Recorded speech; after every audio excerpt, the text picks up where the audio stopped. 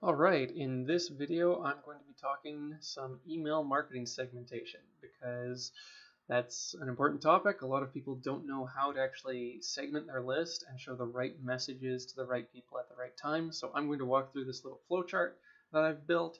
If it's confusing now, in about 5 minutes it won't be. So just stick with me as I walk you through exactly how I segment, and most people operating at the highest level segment their email lists, at least at a basic level. You can go to unbelievable degrees of specificity and complexity, but this is the general outline that most people start with. So to get people into your email sequence, of course, you need a lead magnet.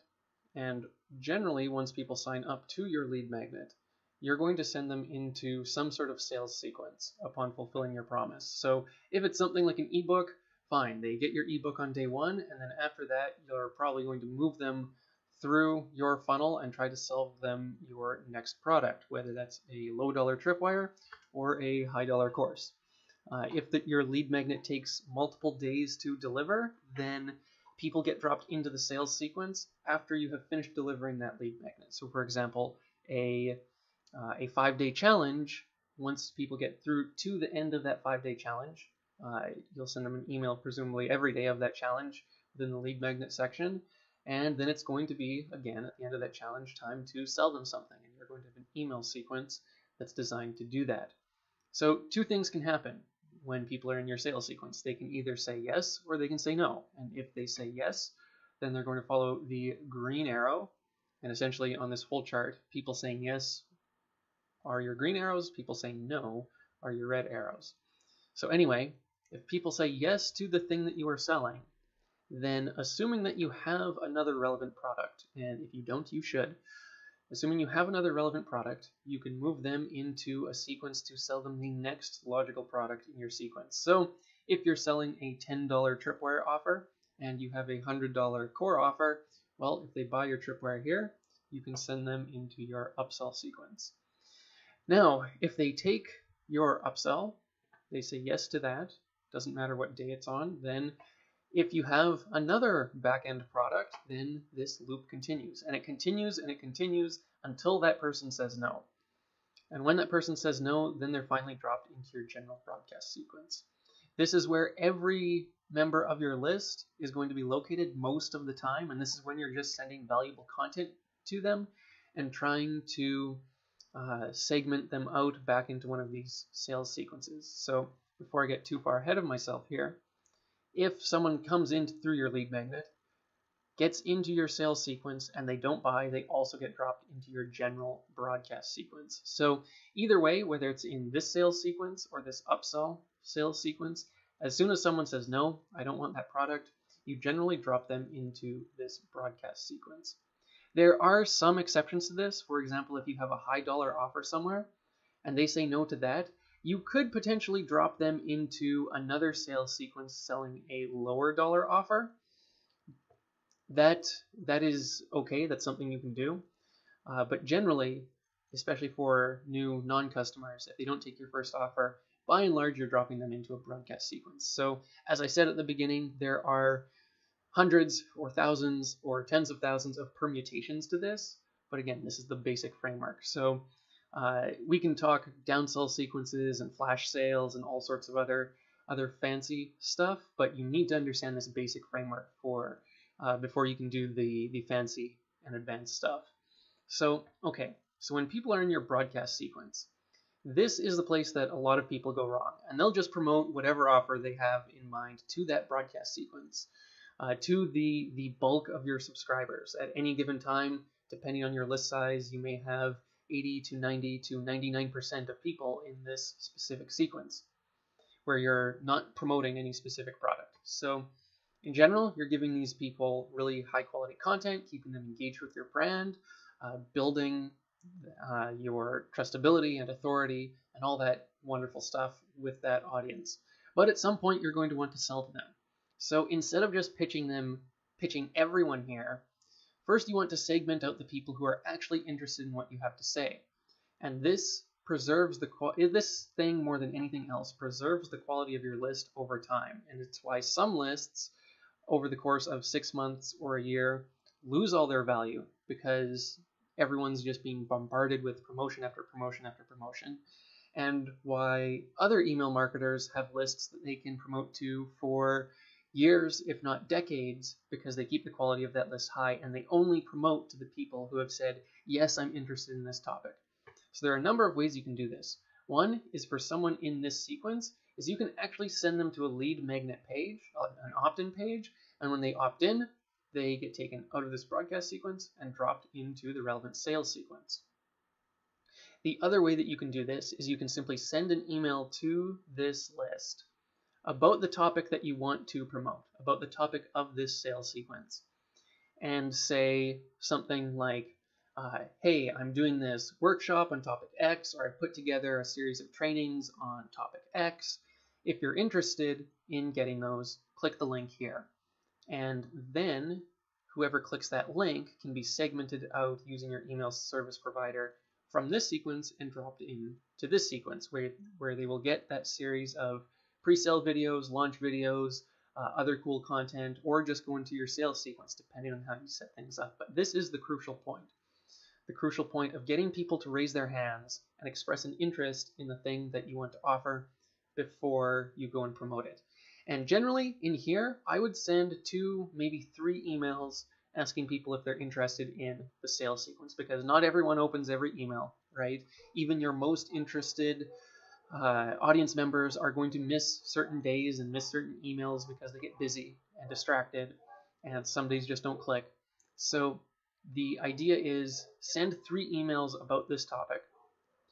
And for anyone who clicks with ActiveCampaign, with Infusionsoft, with a lot of email service providers, it's very simple to get them to say, if a person clicks on this link, you can segment them out of one sequence and drop them in another. With ActiveCampaign, which I use most of the time, I like to add tags to my subscribers. So it might be this sequence is, say, for a live workshop, then I might tag them as live workshop. And then I have, within ActiveCampaign, I can say, okay, whenever someone is tagged with live workshop, they're removed from the broadcast sequence and they are dropped into my sales sequence. And it's really easy to do that technically. I can show that in another video if need be. For now, I want to focus more on the high-level strategy.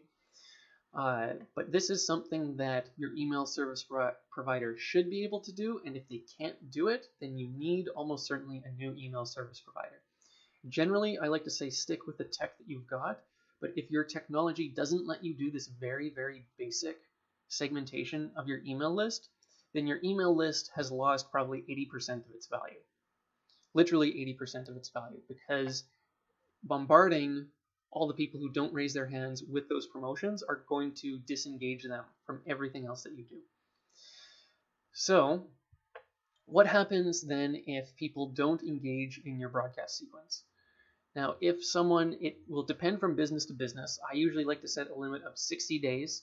If you have a lot of data, you might set a shorter time frame. But if someone doesn't interact with my broadcast sequence for 60 days, then I don't want to keep sending them emails, because the more people I'm sending emails to who don't open and don't click and don't interact, the more likely I'm going to end up filtered by Google into the promotions tab, filtered into spam in general, and it reduces my ability to reach the audience that is most interested in hearing my message. So this is really a key point as well.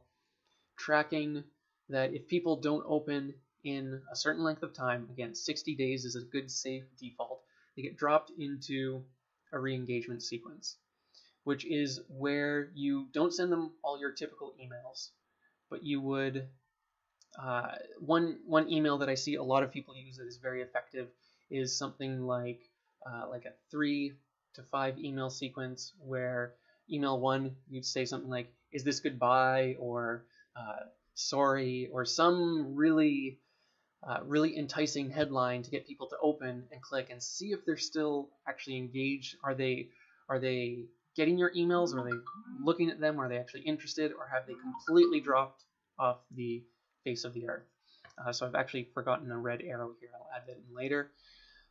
So when you drop people down into this re-engage sequence, you can send these people 3 to 5 emails, sort of last warning emails, The last one can be like a deadline. If you don't react to this email, then I'll be removing you from my list. And you can even explain the reasons why. For the individuals who do open this, it's important to I think be open and upfront with people that this is how the system works. If you're not interested in this stuff, I won't be offended, but I'm just not going to continue sending you emails if this isn't what you're in for. So if you're interested, click on the link below. If they click the link, they get added back into the broadcast sequence. And in here, a nice thing to do is provide a lot of value, maybe send some of your best posts, your best lead magnets, other things to try to get people re-engaged with you. So this is like a last-ditch effort to re-engage someone. You will not have a very high success rate here, but you will have a non-zero success rate here. Doing this is going to be miles ahead of not doing this. So it's an important sequence to have. Even if you only recapture, say, 5% of that audience, that is much better than losing that entire audience, right? So what if people don't interact with any of this sequence then? Well, then they fall into the final category, the disengaged or unengaged audience. And these people I remove from my email service provider completely, but I keep their information. And one thing you can do with that information is add it to another email account, say on a free email service provider such as MailChimp, and email them literally something like once a month just to see if you can get them opting back in. You send them to a lead magnet page, you send them your absolute best stuff and say, hey, I haven't heard from you in a while. I've created this really cool thing that I'd like you to, that I think you'll like for reasons A, B, and C, or X, Y, and Z. And if you're interested, go check it out. This also will have a very low engagement rate. But again, if you're saving 5%, 10%, even just a couple percent of your audience by sending out one email a month, really low key, then that's better for your business than if you don't do it at all. So those are all the different parts of a basic email sequence setup, email marketing segmentation setup. Again, you can go to absolute insane degrees of detail here and have sub sequences and multiple tags and multiple classifications where if people have done X and Y, then they get Z. If they've done X and not Y, then they get Z. And essentially every degree of ridiculous and complicated combinations and permutations that you can imagine, and probably some combinations that you can't. But that is getting into extremely fine levels of detail. If you get this down and simply do what is listed on this page here, you are ahead probably of 95% of email marketers, if not more, and your business will thank you for it. So I can go into some more videos at a later date where I even show inside ActiveCampaign how some of the technical stuff actually gets done. But for now, it's important to understand this, because as we continue to talk about email marketing, and I show you different sequences that you can use at different parts of your funnel to promote webinars, to promote courses, to follow up from a lead magnet to a low-dollar tripwire offer, to even things like abandoned cart campaigns and immediate upsell campaigns and flash sales, downsells, and tons of other cool stuff. When you have this map in your mind, all of it will make much more sense. You'll see where everything fits strategically, and that will help you execute tactically. So if you have any questions about this, let me know. Otherwise, I will see you in another video real soon.